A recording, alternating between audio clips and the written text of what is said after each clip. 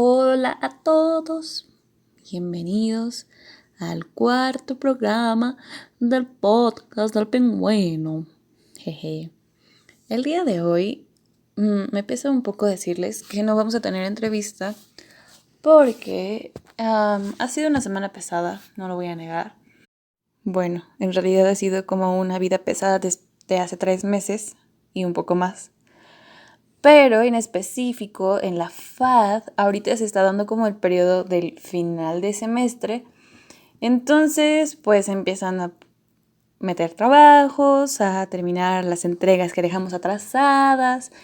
Y no solo nosotros como estudiantes, sino pues los maestros se les está empezando a cargar un poco más el trabajo.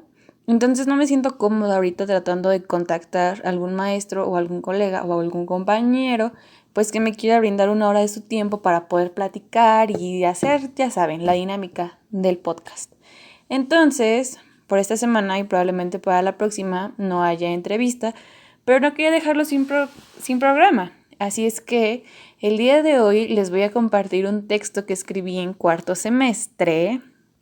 No recuerdo exactamente el año, ahorita les digo. Y pues es un texto o un ensayo que escribí como entrega final para una materia que no recuerdo cuál es, pero se me hace muy interesante. Y no es porque lo haya escrito yo, pero la verdad creo que es un texto, creo que tiene 2 años que escribí esto, que se me hace bastante atemporal y va un poco ad hoc con lo que hemos estado viviendo. Y pues ese día recuerdo que en la entrega solo teníamos 3 minutos para o leer parte de nuestro ensayo o explicar la obra que ese día habíamos llevado para hacer referencia y presentar al final.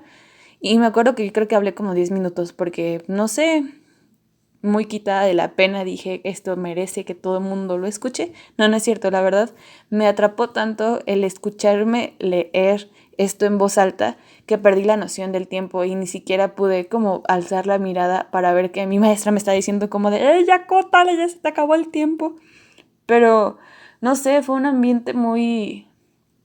Creo que todo se prestó más bien, fue un ambiente muy pesado un poco, porque nadie dijo nada, nadie se atrevió a interrumpirme, a decir como de, oye, hey, faltan los demás. Me acuerdo que ese día salimos a las 10 de la noche porque todos teníamos que presentar nuestros trabajos en 2 horas de clase y evidentemente no se logró.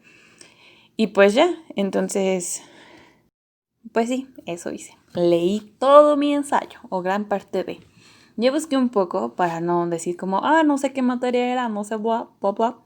Este texto lo escribí un 7 de junio del 2018 para la materia de historia, en la que, les digo, era cuarto semestre, estábamos viendo el barroco.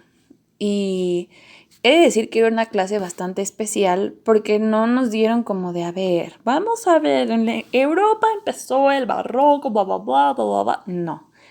La maestra nos quiso hablar un poco más sobre el barroco mexicano y aunque sí vimos como exponentes importantes de la historia occidental del barroco, ella nos dio más ejemplos y nos desarrolló cómo fue que el barroco llegó a México y más bien llegó a América, pues con toda la parte de la conquista, más bien después de la conquista, y cómo es que fue cambiando.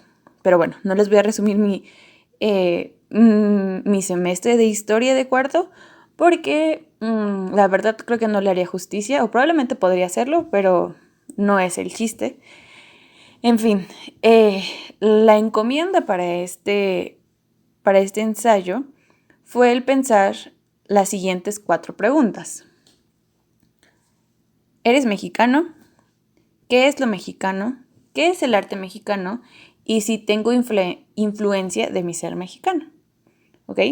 Entonces, bueno, pues les voy a leer lo que escribí. Hay una cita a la mitad de esto. Espero que se entienda cuando acaba la cita. Y pues me gustaría que me escribieran un comentario o que me dijeran, pues, qué les parece, no, si están de acuerdo o no, simplemente, bueno, más bien, no quiero como de, no olvídenlo, no es como que les exija algo, más bien, solo me gustaría saber su opinión, su punto de vista, si les parece adecuado, si no les parece adecuado, simplemente es una reflexión, no es como el arte mexicano es esto, evidentemente no, es una reflexión. Y pues ya, los dejo con mi texto de niña de cuarto semestre. Soy mexicana. ¿Qué es lo mexicano? ¿Qué es el arte mexicano? ¿Tengo influencia en mi ser mexicano? Siendo honesta, esa pregunta me saltaba en la cabeza desde antes de este semestre. Siempre me preguntaba qué era ser mexicana. ¿Por qué mexicana? ¿Por qué la gente se sentía tan orgullosa de una bandera o se le erizaba la piel al escuchar el himno nacional en un partido de fútbol o interpretado por una orquesta? A mí eso no me mueve.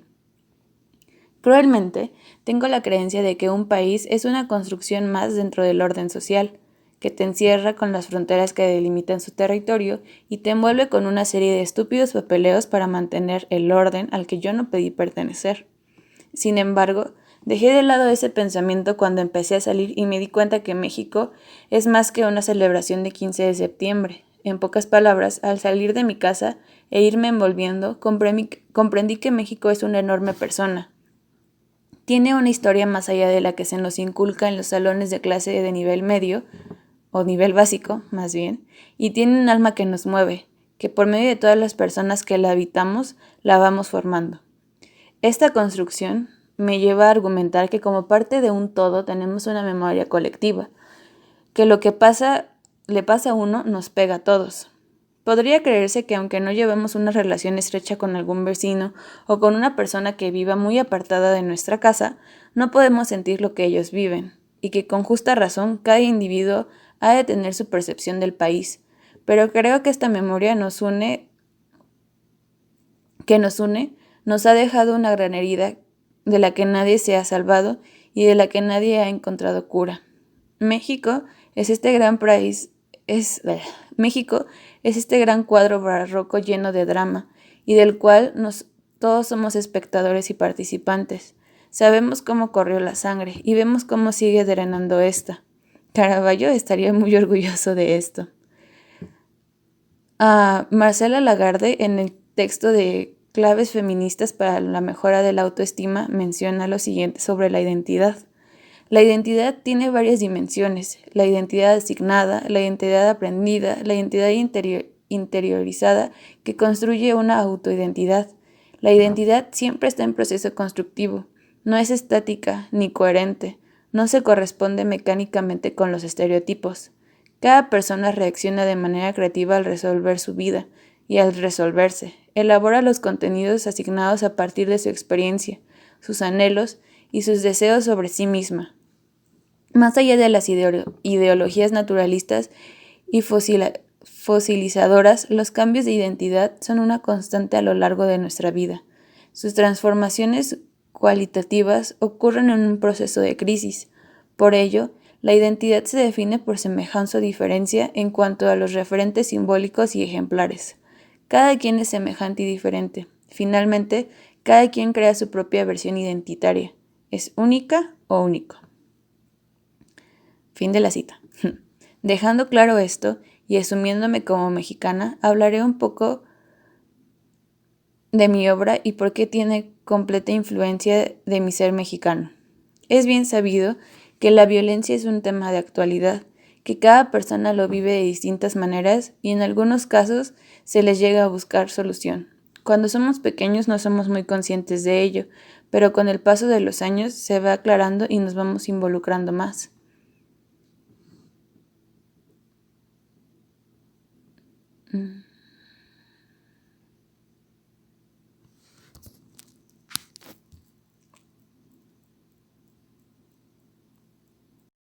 Para mi proyecto del taller de fotografía digital, me planteaba hablar del día a día de esta violencia, reflejándola en adaptaciones de revistas de moda. Me interesé en hablar de este tema por esta anécdota.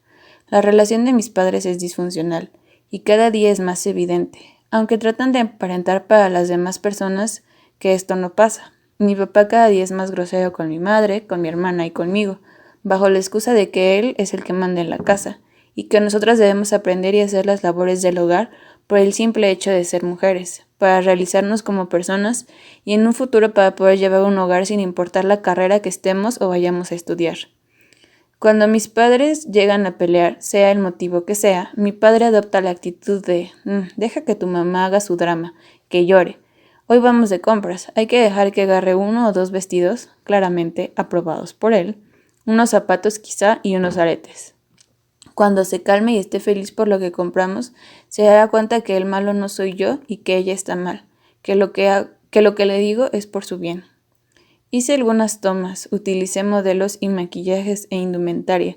Sin embargo, cuando les llevé a mi revisión del taller y después de contar todo lo ya mencionado, el profesor me dijo que agarrara el clímax inicial, mi madre. Un día me encerré con ella en su cuarto y le dije que necesitaba tomarle unas fotografías, pero no estaba segura de las poses, pero que necesitaba su torso desnudo. Se sentó pegada a la pared y en lo que yo decía qué tomas hacer, se empezó a peinar, se puso crema en el cuerpo y comencé a hacerle preguntas.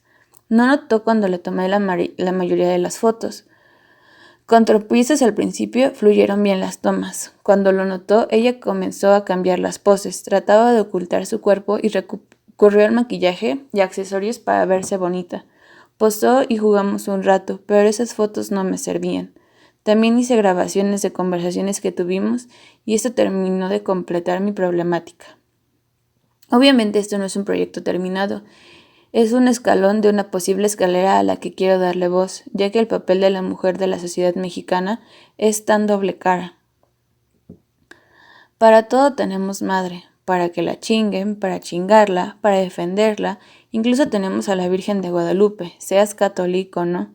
Ella está ahí siempre como la madre de esta nación por convención social, pero la maternidad en México no es una decisión, es un papel más que la mujer debe cumplir, que de otro modo habrá fracasado. Las mujeres somos cosificadas a diestra y siniestra. Podemos transformarnos en el peor insulto para un hombre por quebrar su frágil masculinidad. También podemos ser un mueble más de la casa que si no cumple su función no tiene más oportunidad de hacer algo. Somos el despeñadero de los deseos sexuales de los hombres que no pueden ver a nadie más como una persona que a sí mismos. Pero bueno, más que hablar de todos los factores que están en esta problemática, que claramente no son pocos y necesitaríamos de una tesis para abordarlo, lo que planteo es una nueva revaloración del arte mexicano. No hay arte sin entorno. Actualmente no sirve de mucho ser un bodegón con técnica veneciana. El arte cumple una función social. Les da voz a los que no se sienten seguros de hablar o a los que fueron callados.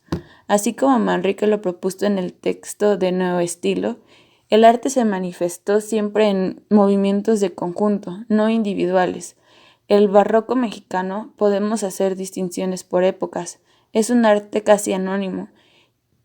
Y no tanto o no solo porque la carencia de documentos nos impide saber quiénes fueron los creadores, sino porque sus características especiales en su ámbito, las personalidades carecen casi de sentido. Nosotros podemos hablar de muchas temáticas y sé que nos pueden dar miles de clasificaciones, pero hay que recordar que formamos parte del alma de una enorme persona que es México.